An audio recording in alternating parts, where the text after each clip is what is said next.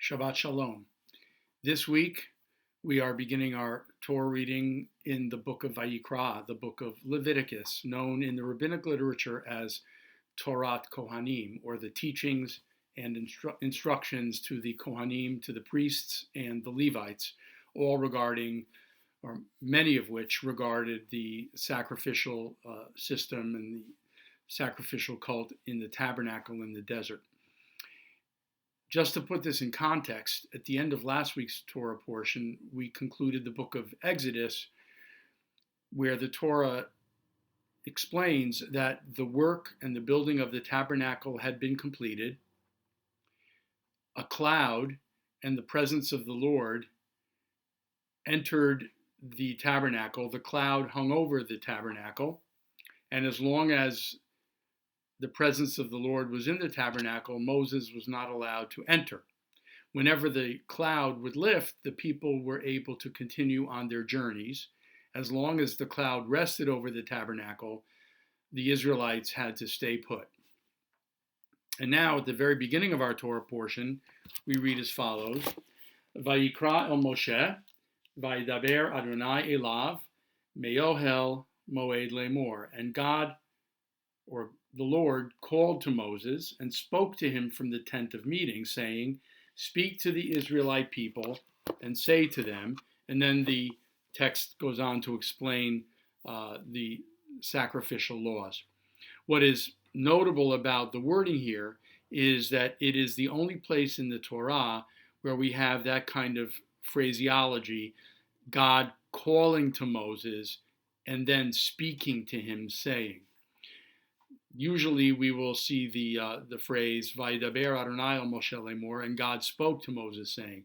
So why the calling followed by the speaking?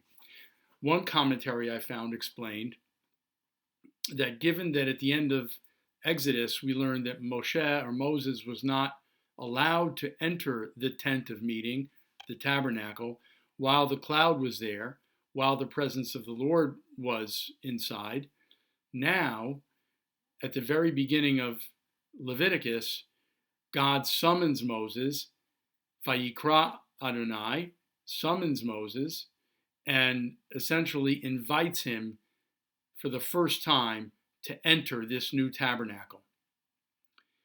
Moshe is essentially summoned, called forward to engage with God at this point. He will hear the teachings of God concerning the sacrifices, and he will then go and report those teachings to the priests and the people. Thinking about this, I'm reminded of a very well-known movie that I'm sure all of you have seen from 1939, The Wizard of Oz, starring Judy Garland. And I don't have to summarize it or explain it to you. You all know the story.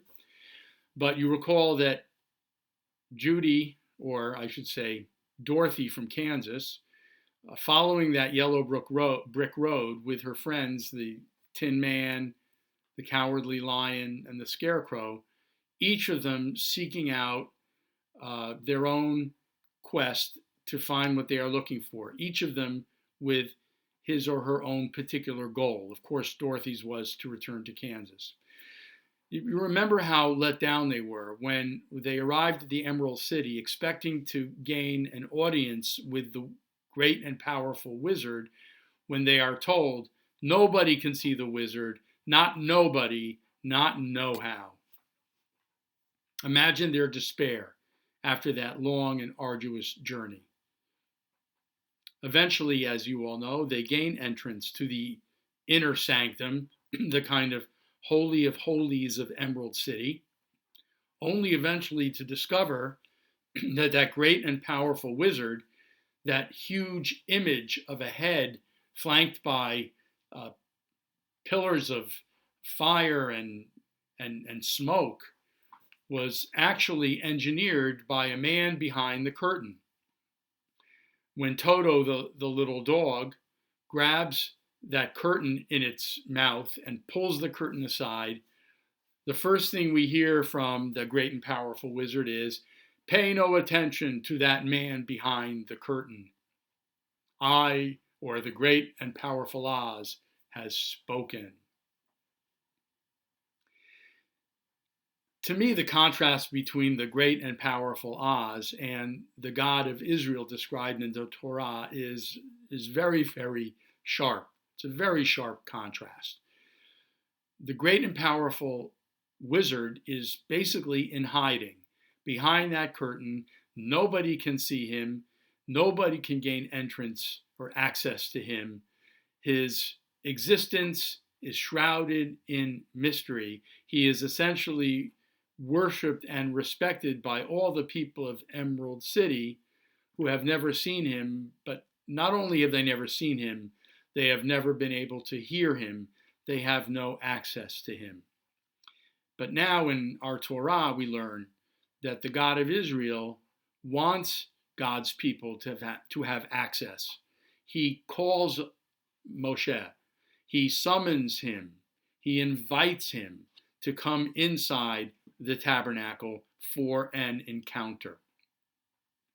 I think that this is actually consistent with a very prominent biblical theme, which is summarized by the great Jewish theologian of the 20th century, Abraham Joshua Heschel, God in search of man.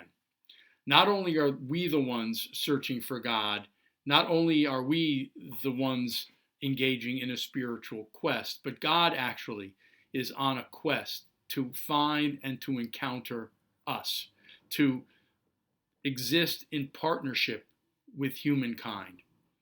That theme carries from the very beginning of the book of, or at least the patriarch narratives of the book of Genesis, when God summons Abraham to become the father and Sarah the mother of a new people, to leave Ur Kasdim, to go to Canaan, where he will begin on a new land, a new people, and a new history.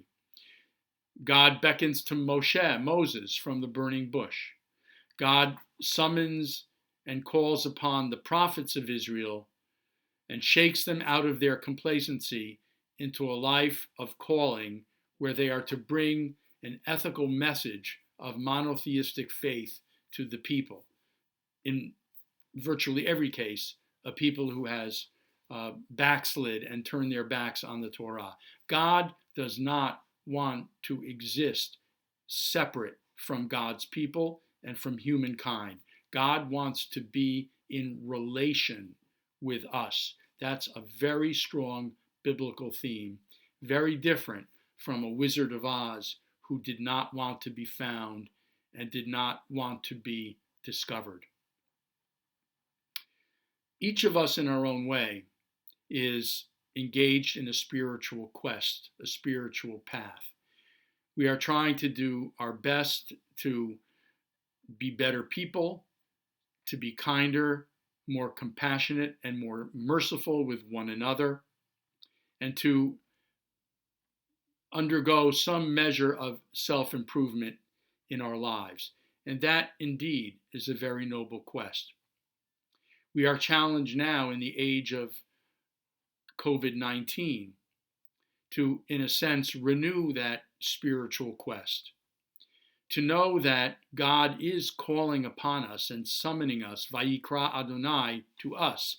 God is calling out to each and every one of us to see how can we engage with God's Spirit and become better and more fulfilled spiritual human beings in an age when everything is turned upon its head. This plague, in a sense, is changing the world around us. And the question is, how are we ourselves going to meet the challenge?